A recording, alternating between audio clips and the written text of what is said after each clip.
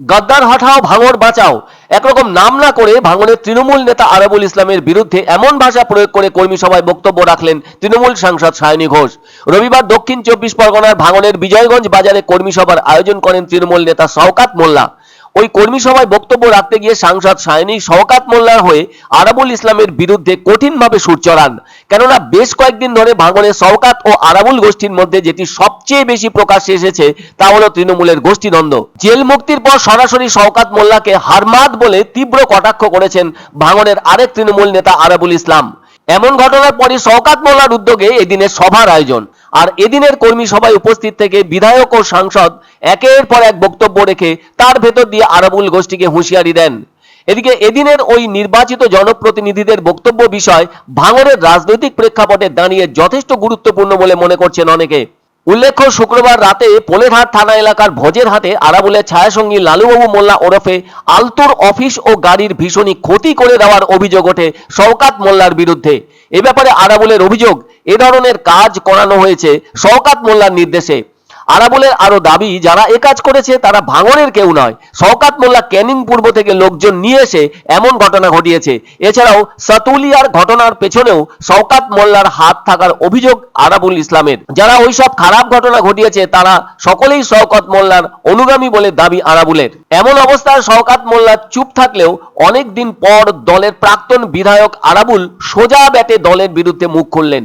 আসলে তৃণমূলের মাথা ব্যথা ভাঙড়ের অন্তর্ঘাত তত্ত্ব নিয়ে। সেজন্য ভাঙড়ের পরিবেশকে স্বাভাবিক রাখতে আরাবুলের বিরুদ্ধে কড়া ভাষায় মুখ খুললেন এদিন সায়নী ঘোষরা। ফলে এদিনের কর্মী সভায় 5 জন বিধায়ক যেমন ছিলেন তেমনি সাংসদ হিসেবে ছিলেন সায়নী ঘোষ। আর ভাঙড়ের বর্তমান রাজনৈতিক যা প্রেক্ষাপট তা যথেষ্ট গুরুত্বপূর্ণ বলেই মত ওয়াকিবহাল মহলের। সায়নী এদিন বলেন, বাইরের কারা দোষী সেটা পরে দেখা হবে। আইএসএফ পরে, বিজেপি পরে এবং সিপিএম পরে। আগে দেখা উচিত তৃণমূলের মধ্যে যারা অন্তর্ঘাতমূলক কাজ করেছে তাদের শনাক্তকরণ করতে হবে।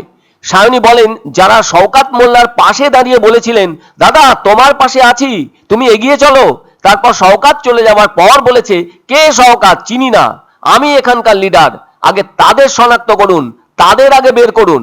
ফলে গদ্দার হটাও, ভাঙড় বাঁচাও। আবার আরাবুলের নাম না করে শওকাত মোল্লা তোপ দাগার মতো করে বলেছেন, কোন পাগল কি বলছেন সেটা তার বিষয়, এসব বিষয়কে দল গুরুত্ব দেয় না। তবে এদিনের সভা থেকে আরাবুলের বিরুদ্ধে দলের বিধায়ক সাংসদ গরম গরম অনেক কথা বলে ফেললেন বটে, যার সবটাই শওকাত মোল্লার পক্ষে আর আরাবুলের বিরুদ্ধে। এতে আরাবুল কতখানি পিছু হটবে কিংবা ভাঙড়ে দলের গোষ্ঠীদ্বন্দ্ব কতটা কম হবে সেই ছবি কিন্তু আগামীতে ভাঙড়বাসীর কাছে স্পষ্ট হবে। আর বর্তমান সময়ে ভাঙড়ের বিধায়ক আইএসএফ এর নওশাদ সিদ্দিকী। অন্যদিকে ভাঙড়ের তৃণমূলের প্রাক্তন বিধায়ক আরাবুল ইসলামের নাম উল্লেখ না করে তাকে গদ্দার হিসাবে আখ্যায়িত করলেন তৃণমূল সাংসদ সায়নী ঘোষ। গদ্দার হটাও, ভাঙড় বাঁচাও। গদ্দার হটাও, ভাঙড় বাঁচাও। সিপিএম, বিজেপি, আইএসএফ এরা পরে হবে, আগে নিজের দলের ভেতরে যে গদ্দার গুলোকে আছে তাদেরকে শনাক্ত করতে হবে, তাদেরকে ছুঁড়ে ফেলতে হবে। এইসব 2 পয়সা 1 পয়সা লোকেরা কে কি বললো না বললো কি আসে যায় তাতে, কি আমরা শত্রু বলেই চিনি। আইএসএফ, বিজেপি আমাদের মূল বিরোধী শক্তি, লক্ষ্য আমাদের লড়াইটা তাদের বিরুদ্ধে। এক অন্য অনুভূতির স্পর্শ পাওয়া যায় রয়কো ব্র্যান্ডের গেঞ্জি ও জাঙ্গিয়ায়। তাই ছোট বড় সবার পছন্দ রয়কো গেঞ্জি ও জাঙ্গিয়া। প্রস্তুতকারক জয়মনি হোশিয়ারি, কলকাতা। আনন্দ সংবাদ, আনন্দ সংবাদ।